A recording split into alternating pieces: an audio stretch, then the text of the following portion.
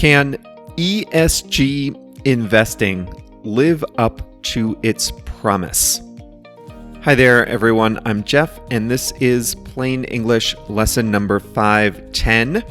JR is the producer, and he has uploaded the full lesson content to plainenglish.com/510. Coming up today, a continuation of Thursday's lesson about ESG investing.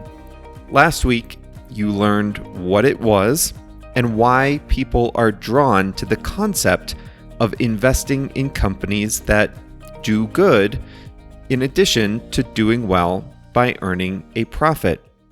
But if ESG investing sounds too good, too neat to be true, well, I think it is.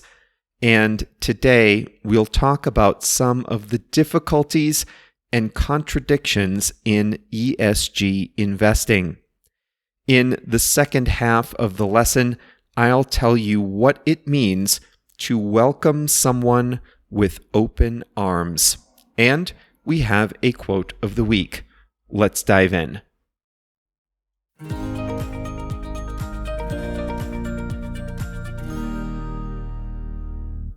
Last week, we talked about ESG investing, the idea that stock investors can direct their funds to companies that respect goals over and above shareholder value, goals like protecting the environment, respecting employees, and practicing strong corporate governance. ESG stands for environmental, social, and governance. It's an idea that companies should be measured on more than just profits. ESG investing has grown in popularity in recent years. What was once a niche interest for a small sliver of the investing world is now big business. But as it has grown in popularity, some problems have emerged. We'll put them into three categories. The first problem is confusion around the purpose of ESG investing. The second problem relates to conflict among the three components, E, S, and G. And the third problem is that a large ESG investing industry has sprung up, made huge fees, and possibly has not made any difference at all. Let's go in order. What is the purpose of paying attention to environmental, social, and governance matters when investing? We can summarize this question with two words: divest or engage. Some people would tell you it's so that you can direct your investment to companies that do good while depriving other companies of the capital that they need to grow. These people favor divesting, moving money away from companies that do not score well on ESG metrics. But there's a problem with that. If I, for example, decide not to invest in, say, a tobacco company, that's great for me. My conscience is clean. But someone else is right behind me, willing to invest in that same company. So, did my protest make any difference in the world? Some people would argue that my divestment made no difference at all, and it might have even made that other investor a better return. So some people say that the idea should be different, and these people are in favor of engaging. They say that ESG investors should invest in all companies, even the bad ones, but they should use their influence as shareholders to affect the company's behavior. If enough shareholders care about ESG issues, then they can vote together to replace members of the board of directors or otherwise affect the company's actions. These investors who favor engagement think that they can improve companies' actions by using their influence as shareholders, as owners. Think of a tobacco company again. As a shareholder, I could, theoretically, exercise my influence to encourage the company to act responsibly in its marketing to teenagers and to look for ways to transition away from selling a harmful product. But that would require me to hold shares in a bad company selling a bad product, and there's no guarantee that I would succeed in my influence campaign, even when combined with many other shareholders. And that makes these divest ESG investors uncomfortable. It's not an enviable choice. Either stage a protest that has a small impact, if any, or invest in an ESG bad company and risk not achieving any ESG goals, even from the inside. But what is a good ESG company or a bad ESG company? Some research organizations try to answer the question by producing scorecards on a company's respect for common environmental, social, and governance goals. But the E, S, and G objectives often contradict each other. Here's an example. One environmental goal is to reduce the overall carbon emissions in the world. One social goal is to not buy minerals from countries with corrupt governments that abuse the citizens living near the mines. So imagine a maker of electric car batteries.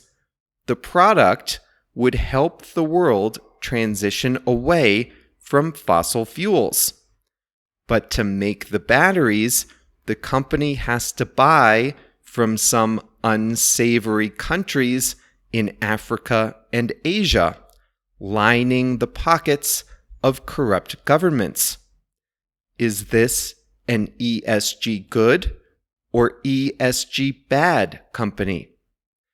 This kind of internal contradiction was on display when Tesla, an electric car maker, was kicked out of an ESG index, while ExxonMobil, an oil producer, was welcomed with open arms.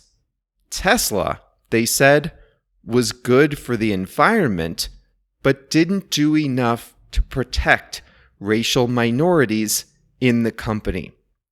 ExxonMobil drills for oil, but has impeccable governance. Another problem with ESG investing is its effectiveness. Individual investors, even very rich ones, own just a small portion of public companies. And individual investors don't have the time or expertise to weigh all the ESG considerations in their investing decisions. And even if they did, they don't have the time or the money to try to influence by themselves these big public companies.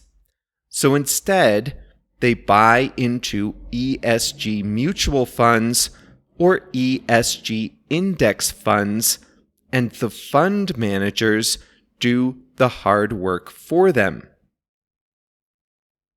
And indeed, the ESG fund managers do try to exert influence for good. They vote in shareholder ballots in favor of ESG priorities, and they do sometimes vote to replace board members. But for that hard work, the fund managers charge hefty fees. The ESG investing industry is booming, with many of the big investment managers hawking ESG index funds and ESG mutual funds. They have discovered that retail investors care a lot about ESG issues and trust them, the fund managers, to do all the hard work. Now, every index fund and mutual fund comes with a fee, and investment managers have discovered that they can charge much higher fees for ESG funds. Well, you can see where this is going. A lot of investment managers have created funds with heavy ESG branding, and these funds are, in practice, not a whole lot different than a non-ESG fund. The SEC, America's securities regulator, has started to notice.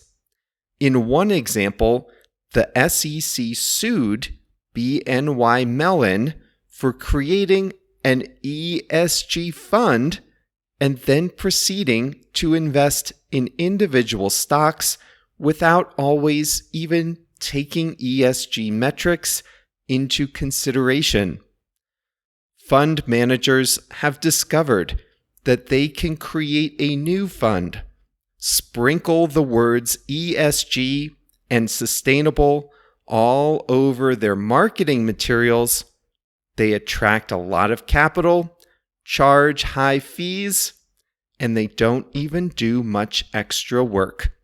And recent academic studies have suggested that top ESG funds not only make a lower return than non-ESG funds, but they're also not terribly effective at improving companies' ESG track records. It's almost like the worst of both worlds.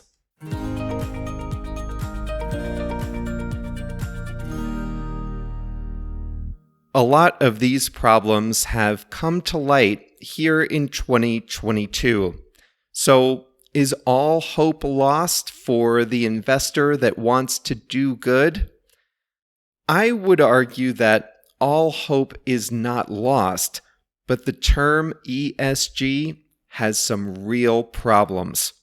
Ultimately, I think investors should stop thinking about E, S, and G factors together, since they often don't make sense when considered as a single group. I also think a lot of investors want to take the easy way out. The world is full of hard choices. Buying an ESG fund sounds like a simple answer to the hard realities of the world, but it's not. And the investment managers hawking expensive and ineffective ESG funds, well, they're not helping either.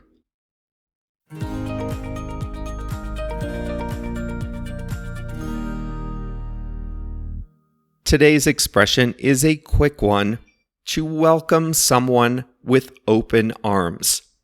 Open arms means you're getting ready to give someone a big hug. When you spread your arms wide to give someone a hug, your arms are open. So when you welcome someone or something, with open arms, you are giving that person or thing a warm welcome. You treat that person or thing well. You're happy to have it. So imagine a relative has gone to live in a different country, and he's coming back to your city. He wants to stay with you while he's there. You have a close relationship and you miss him. You'll welcome him into your house with open arms. The welcome you give him is genuine. We talked about the refugees from Ukraine that went to Poland after the war started earlier this year. And in that lesson, you learned that Poland has welcomed Ukrainian refugees with open arms. A lot of Polish citizens have volunteered to help. Polish schools have given places to Ukrainian children, and the Polish government has provided Ukrainians with social services and benefits like healthcare. This was a genuine welcome in a difficult situation. This isn't true in every case, sure, but I think we can say that Poland has welcomed Ukrainians with open arms. The welcome was genuine. When we say welcome with open arms, we often talk about giving a person a welcome. But you can also welcome something abstract with open arms too. In the pandemic, bars, restaurants, and music venues all lost a lot of business because of mask mandates and social distancing rules. When governments relaxed those rules, businesses welcomed the new policies with open arms. The businesses were very happy about the new rules. They welcomed the new rules with open arms. They were very happy about those new rules. Earlier in today's lesson, we talked about ESG investing. There's an ESG index of companies that score well on a variety of environmental, social, and governance measures. And Tesla was kicked out of the ESG index for a few reasons. Tesla was facing lawsuits for racial discrimination, and it appeared to be less than fully transparent about safety tests for its vehicles. So that was a fail for social metrics, even if it's doing a lot of good for the environment. But at that same time, the ESG index welcomed ExxonMobil with open arms. ExxonMobil had impeccable social and governance credentials. Just don't worry too much about how its main product, oil, is the cause of carbon emissions. And this difference illustrated a big problem with ESG scoring. How can Tesla, which is helping the world transition away from fossil fuels, how can Tesla be excluded from an ESG fund while ExxonMobil is welcomed with open arms? ExxonMobil was genuinely welcomed into that index. There were articles praising its ESG efforts and initiatives. The welcome was genuine. Elon Musk, the boss of Tesla, called ESG a joke when he saw that.